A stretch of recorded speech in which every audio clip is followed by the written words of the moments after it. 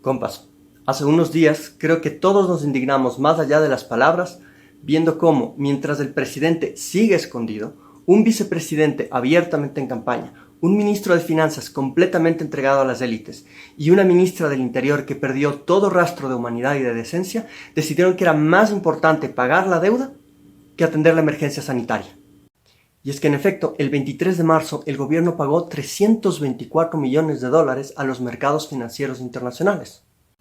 Esto en medio de la renuncia de dos ministros clave, Trabajo y Salud, y de denuncias al respecto de que no se habrían transferido por parte del Ministerio de Finanzas los recursos necesarios para atender la emergencia. Esto a su vez generó tres reacciones. Una por parte de la ciudadanía, que rechazó el que se ponga la deuda antes que la vida. Otra por parte del gobierno, que salió a decir que sí había hecho las transferencias. Y otra por parte de las élites que salieron a defender al gobierno. Y bueno, ya de la primera se ha hablado bastante en redes sociales, así que vamos a concentrarnos en las dos últimas. El gobierno afirma que sí realizó las transferencias. Como evidencia de aquello, el ministro Martínez presenta las declaraciones de la ex ministra de Salud afirmando que sí recibió los recursos, pero en enero. Ahora bien, si el estado de emergencia se declara recién en marzo, ¿no tendría más sentido que el ministro Martínez presente evidencia de haber realizado transferencias en marzo? Y eso es justamente lo que pedíamos desde la ciudadanía cuando le dijimos al ministro Martínez que presente los CUR de las transferencias. ¿Qué son los CUR? Son los certificados únicos de registro, que son básicamente comprobantes de la transferencia que nos dicen cuánto, cuándo y a quién se transfirió. Y aquí la conclusión es evidente. Si Martínez se niega a enseñar los CUR es porque dichas transferencias no existen. Lo que sí existió sin lugar a dudas fue el pago de la deuda. Lo curioso es que el mismo día en que se decreta el estado de excepción, el viceministro de Economía declara que su prioridad es pagar la deuda, dejando claras cuáles fueron las intenciones del gobierno desde un inicio. Y pasemos ahora a la tercera reacción, que es la más interesante, la reacción de nuestras élites ante el pago de la deuda.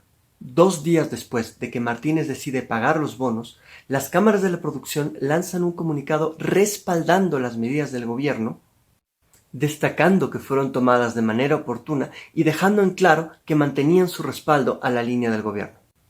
Pero quizá lo más llamativo fueron algunas reacciones inmediatas por parte de ciertos defensores del neoliberalismo. Así, por ejemplo, el señor Acosta Burneo escribía: "Populistas reclaman al país por el pago de los bonos". Y claro, para alguien que cree que los intereses de la banca son los intereses del país y por lo tanto del gobierno, es natural creer que un reclamo al gobierno sea igual a un reclamo al país. No, señora Acosta Burneo, el reclamo no fue al país, fue al gobierno. Pero además nos dice que si no hubiésemos pagado, se habrían cerrado las posibilidades de financiamiento futuro. En otras palabras, había que pagar si queríamos que nos sigan prestando.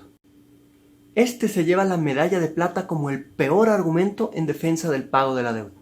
La medalla de oro se la lleva Aparicio Caicedo, pero eso les cuento al final. Bueno, ahora sí, el argumento de Acosta Burneo es: si no pagábamos, se nos cerraban los mercados financieros internacionales. Bueno, entonces como si pagamos, están abiertos los mercados internacionales, ¿no es cierto? Ratito. Aquí lo que hay que entender es cómo se cierran los mercados internacionales. No es que nos cierran las puertas y no nos van a recibir, sino que lo que hacen es subir el riesgo país. Y como el riesgo país se suma a la tasa de interés, un aumento del riesgo país equivale a un aumento del costo financiero. Entonces, si el riesgo país se eleva demasiado, el costo del crédito subirá tanto que dejará de ser una opción viable para el país. Es decir, que ese mercado financiero, esa opción de crédito, se habrá cerrado. Bueno, veamos entonces qué onda con el riesgo país. Bueno, resulta que desde el 23 de marzo, día en que se pagaron los bonos, el riesgo país ha fluctuado en torno a los 5.400 puntos. ¿Eso es mucho? ¿Es poco? De hecho es mucho. Pero, ¿qué tan mucho es mucho? Para responder eso tenemos que contextualizar un poquito ese valor. Por ejemplo, ¿recuerdan ustedes la tormenta perfecta? Ese periodo entre 2015 y 2016, cuando cayó el precio del petróleo, tuvimos fenómeno del Niño, tuvimos devaluaciones de Colombia y Perú, tuvimos fallos millonarios contra el Ecuador y tuvimos hasta el terremoto en Manabí y Esmeraldas. Durante esa crisis el riesgo país osciló en torno a los 1.000 puntos. Hoy es 5 veces más alto. Y para los que gustan de las comparaciones con Venezuela, ¿se acuerdan hace un año cuando Estados Unidos amenazó con invadir Venezuela? ¿Se pueden imaginar una situación más riesgosa? Ya, ahí el riesgo país de Venezuela estuvo en 5.300. Hoy en Ecuador estamos peor. Y por si no les bastó la comparación con Venezuela, vamos con un tercer ejemplo. En el año 2009, el Ecuador decidió no pagar la deuda externa. Esto, claro, como bien dice Acosta Burneo, no cerró los mercados financieros internacionales. En efecto, en ese momento, el riesgo país del Ecuador llegó a un máximo de 5.000 puntos. Así que como ven, al día de hoy, luego de haber pagado la deuda externa, con un riesgo país de 5.400 puntos, tenemos más cerrado el financiamiento externo que cuando decidimos no pagar la deuda en 2009 o que Venezuela a punto de ser invadida. ¿De qué nos habla entonces Acosta Burneo? Como buen neoliberal, se defiende mejor callado. Pero aunque no lo crean, de entre aquellos que salieron a defender el pago de la deuda, Alberto Acosta Burneo, por lo menos esta vez, no fue el peor. La medalla de oro se la lleva Aparicio Caicedo, con un argumento que, por ridículo que parezca, pegó bastante en ciertos segmentos de la población y por tanto es importante saber cómo desmontarlo. Aparicio nos dice: ¿oportuna movida financiera la del gobierno? Pagar 320 millones para recibir 2.000 millones. ¿Con qué enfrentamos mejor esta crisis?, nos pregunta. ¿Con 320 millones o con 2.000 millones? No hay que ser demagogos. Pero ¿qué es lo que no dice Aparicio Caicedo? Los 320 millones que se pagaron el 23 de marzo correspondían a bonos soberanos del Ecuador. Los 2.000 millones de dólares que vendrían corresponden a organismos multilaterales de crédito, sobre todo BID, Banco Mundial, CAF, que no tienen nada que ver con el mercado de bonos. Porque de hecho son segmentos distintos de deuda externa. Una cosa es la deuda comercial, que son los bonos, y otra la deuda multilateral, que es con estos organismos. Entonces es falso que si no pagábamos la deuda el 23 de marzo íbamos a perder acceso a los créditos multilaterales.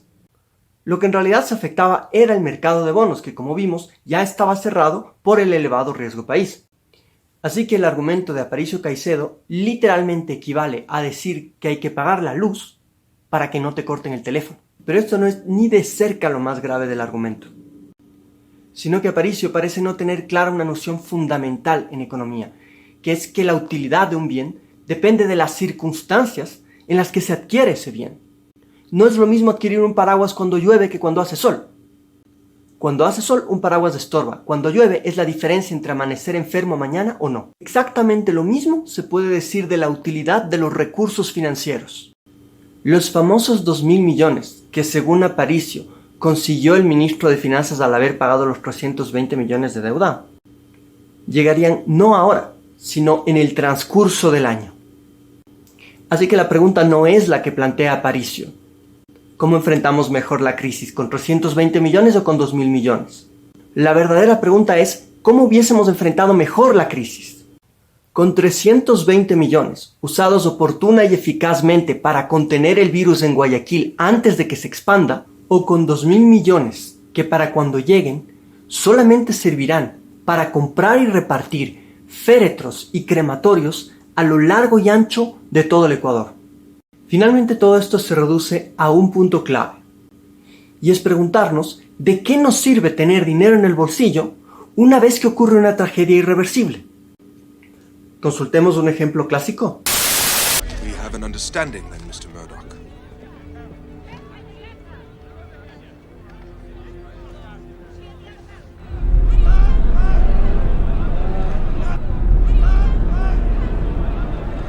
Get back!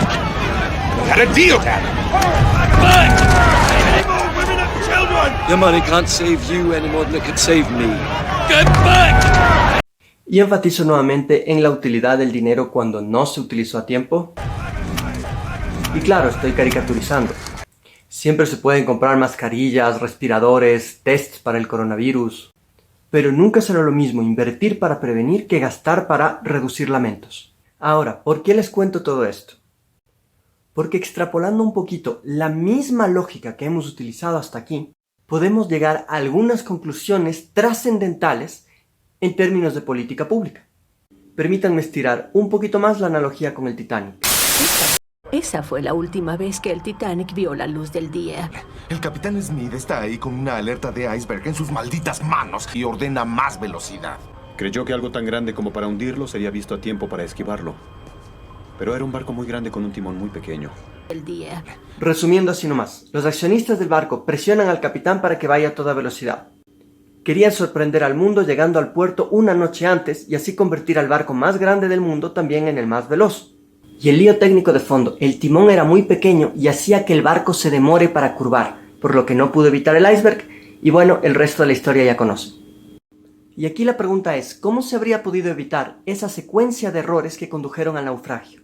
Por ejemplo, con una regulación marítima más estricta que restrinja la velocidad a la que podía moverse ese barco. Si a los accionistas del barco les esperaba una multa exorbitante al llegar una noche antes al puerto, por haber violado las regulaciones de velocidad, quizá hubiesen pensado 2 veces antes de poner el afán de lucro por encima de la seguridad de los pasajeros. Y de paso, el Titanic solo tenía botes salvavidas para la mitad de los pasajeros. De haber habido una mejor supervisión, eso no se habría permitido. Entonces, ¿cómo se habría podido evitar esa tragedia? Con mayor regulación y mayor control. ¿Y quién se encarga de eso? El Estado. Súmenle a eso que ni con todo el dinero de los millonarios del barco se habría podido resolver el problema del timón diminuto. ¿Y por qué? Justamente porque nada suple una inversión oportuna. Y eso es especialmente cierto cuando hablamos de la inversión pública.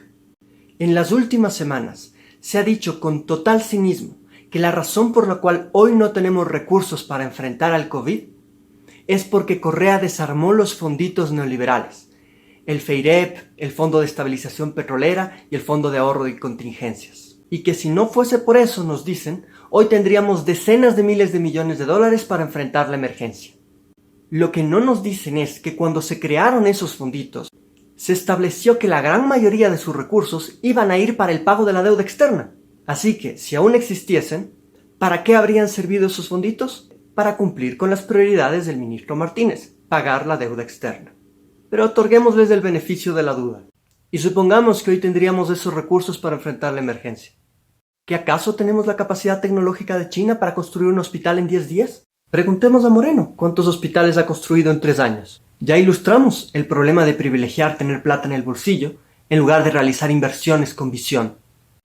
Lo cierto es que si para algo hubiesen servido esos fonditos, habría sido para facilitar que las élites saquen divisas fuera del país. Veamos ahora qué ganó el país al eliminar esos fonditos y no tener esos recursos inmovilizados bajo el colchón. Este es un compendio de las obras construidas a lo largo de 10 años de generación de infraestructura. Ni siquiera nos vamos a detener a hablar de la construcción de escuelas, vialidad, infraestructura deportiva, aeropuertos, muelles, ferrocarriles. Vamos a ir directamente a la construcción de infraestructura hospitalaria. En esos 10 años se construyeron 27 nuevos hospitales y se repotenciaron 37, ampliando el número de camas hospitalarias en 3.200. Además, se dejaron en construcción casi listos 11 hospitales nuevos y 10 repotenciados más, que aumentarían 2.200 camas más.